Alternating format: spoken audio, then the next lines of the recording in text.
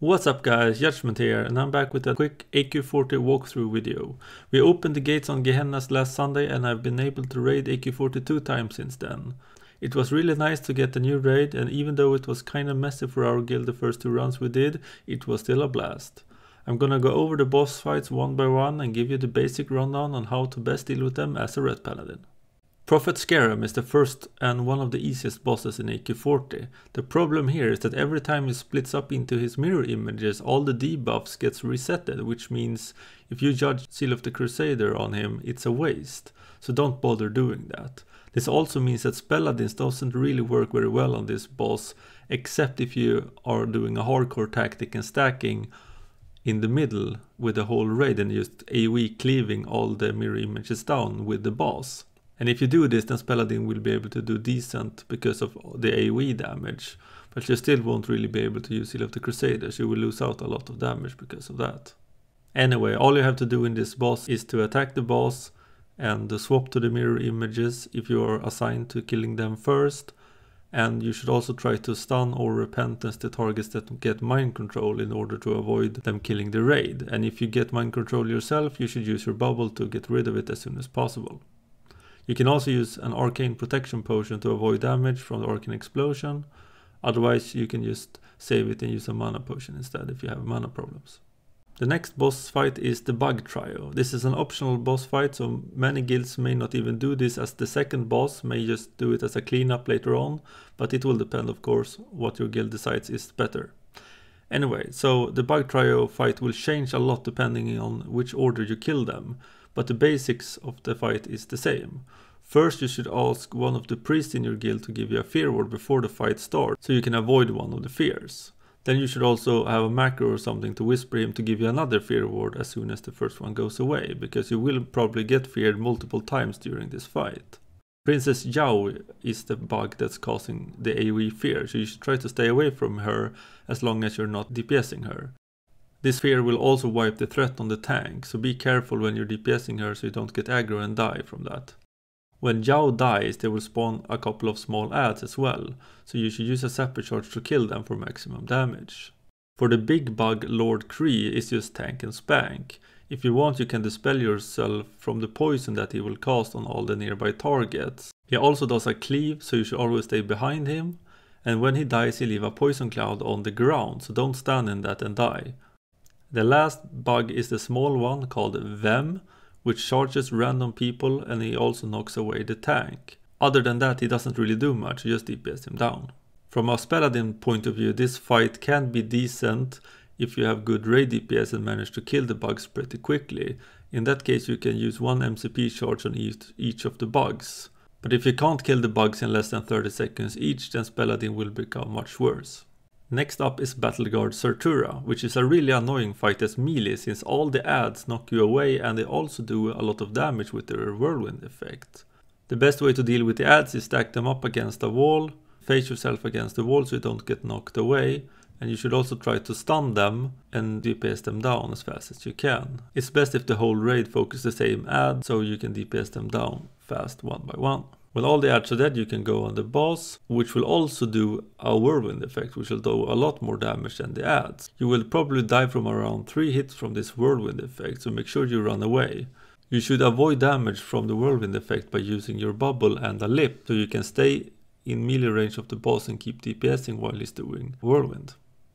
You should also try to time your judgments on the boss when it's stunned for some extra damage. Unfortunately, Sartura is not a very good boss for Paladin, either because of the ad killing in the beginning is very back and forth, and also you have to run out of Sartura probably a couple of times from the whirlwind, so you will drop your judgment effect on the boss, so that is not going to be very helpful at all. Fancris the Unyielding is next after the Gauntlet, and this is by far the easiest boss in AQ40, and it's just a sub 1 minute tank and spank. A few small adds is gonna spawn during the fight, but you can basically ignore them because they don't count on the DPS meter and they don't really do anything. If the fight takes longer than 1 minute, there's also gonna spawn a big yellow worm. This one needs to be killed or it will go in rage and one-shot everyone.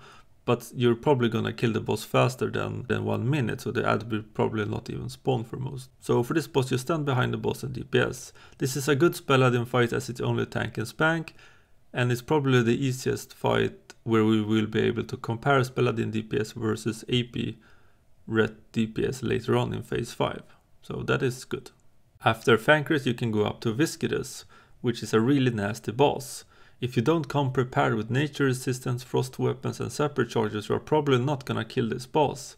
I've heard although there is some special tactics you can use where you only use like half the rate to kill the boss with like 15 healers and 10 melees, and rest you stay outside and wait. This way you don't need to heal as much, and it's much easier to keep the raid alive, and because of this you can do more phases, and it might be a little bit easier. But I haven't tried this tactic myself, so I don't know if it's any good, but I saw a video of it earlier. And as a Ret Paladin in this fight, your job is to melee the boss with your frost weapon with Seal of Righteousness to produce more procs. And you should also be spamming cleanse on yourself and the whole raid to remove as much poison as possible. Also remember to use nature protection potions to help with the damage. And time your sapper charges well to do maximum damage on the blobs.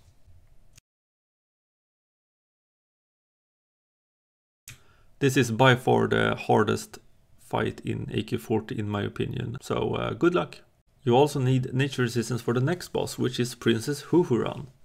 And this is also tank and spank fight, but your damage is gonna be severely gimped by all the nature resistance that you're gonna wear. If you're in a really good guild, you can probably skip nature resistance completely and burn down the boss with all your raid cooldowns, but it's still really risky and you will probably get a few deaths from that. So maybe it's not even worth doing, even if you can. Another annoying thing about this boss is the sleep that he will put on all the melee a few times during the fight. This sleep will last for 12 seconds, which means you can't DPS for that duration, which is really bad for your parses. And if you get dispelled, you will take massive damage. And if you don't have any nature resistance, this could almost one-shot you. So if you want to maximize your damage on this boss, you should wear a little bit of nature resistance or use several nature protection potions so you can be dispelled from the sleep and survive.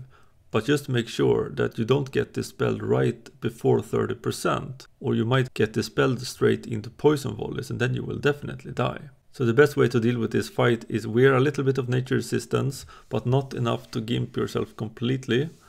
And then get dispelled the first 1 or 2 sleeps, and if you get sleeped again when the boss is almost at 30%, you need to use your bubble to remove that sleep to avoid the damage and also the poison bolt damage in the beginning of the enrage, and then just nuke the boss down as fast as you can. You can also use lay on hands to save yourself during the enrage phase if you are seeing that the heals are not coming in fast enough. For Paladins this is a decent fight. The problem is that you are gonna lose a lot of spell power if you're wearing nature resistance gear. So your numbers are not gonna be amazing, but they're still gonna be decent.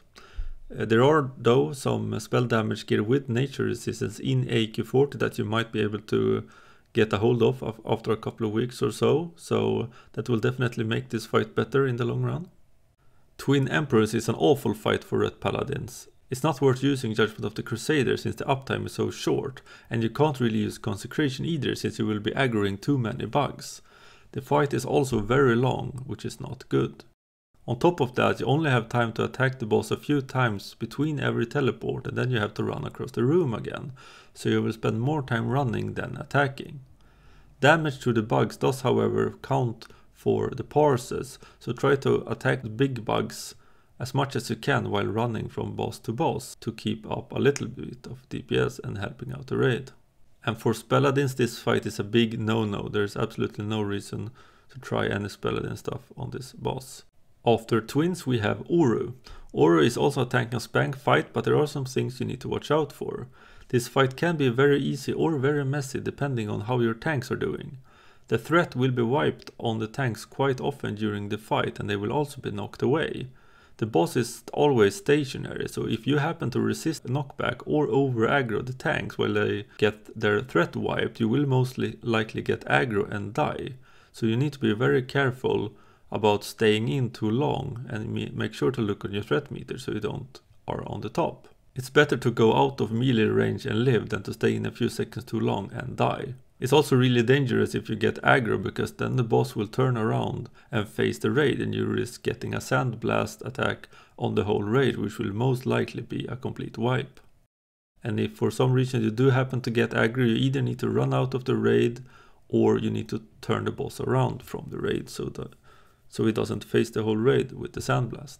If you don't manage to get him down to under 20%, somewhere around 1.5 to 2 minutes, he will submerge and there will be this kind of rocky popcorn effect on the ground, and he will follow people around and damage them. So now you just gotta run away from it as fast as you can and avoid it. After that, a couple of bugs will also spawn, and then he will come up again, and you can just continue nuking as normal. This can be a good fight for Paladins if you manage to kill him under 1 minute and 30 seconds, so you can use your MCP for the whole fight. Right now the fight seems to be a little bit longer for most guilds, but in the future I expect we to be able to get down to under 1 minute and 30 seconds quite easily. So for phase 1 of Cthun, you need to go and take your position in the melee and make sure not to stay closer than 10 yards to anyone else except your melee partner if you have one. Then just DPS the eye down and move away when the glare comes. If you don't have a DPS specifically assigned to kill the small tentacles, you should turn around and kill them as well when they spawn. Unless you are playing Paladin with Crowd Pummeler, then just stay on the boss for the whole duration of the MCP. In phase 2, you should try to kill the tentacles as fast as you can and save your Hammer of Justice down for the big eye tentacles to avoid any eye beams on the raid. Also be careful not to instantly aggro the large melee tentacles, as they hit very hard and can almost one-shot you if you're unlucky. If you get thrown into the stomach, try to attack the tentacles for as long as you can, but don't stay down there too long to get the debuff stacked up too much, because then you will probably die, and the bubble does not work in removing the debuff, so don't risk it. When the tentacles in the stomach is dead, Cthun turns purple and you are able to DPS him down. If you have good raid DPS, you will easily kill Cthun during one weakened phase, otherwise you'll have to do phase 2 one more time. For Paladins this is an okay fight, but it depends a lot on how good your raid DPS is, since you ideally want phase 1 to be shorter than 1 minute and 30 seconds, and you also want to be able to kill Cthun during the first weakened phase. If you can do that, then Paladin is going to parse really well on this boss. Overall, AQ40 is a nice breath of fresh air compared to MC and BWL. Even though it's easy for the most part, it's still causing a lot of problems for non-hardcore guilds, especially Viscidus, which can be really hard if you're not prepared. I also have to give an honest mention to all the trash in AQ40, as it's probably causing more deaths than the bosses for most guilds. I died myself both runs on trash before Battleguard Sartura, which really sucked. So you need to be really careful if you want to keep your world buffs for the whole run. I hope you are enjoying AQ40 so far, if the gates have opened on your server and you're raiding it already, and if not, I wish you good luck in the future. And if you like this video, please like and subscribe. Stay tuned for more videos soon and have a good one.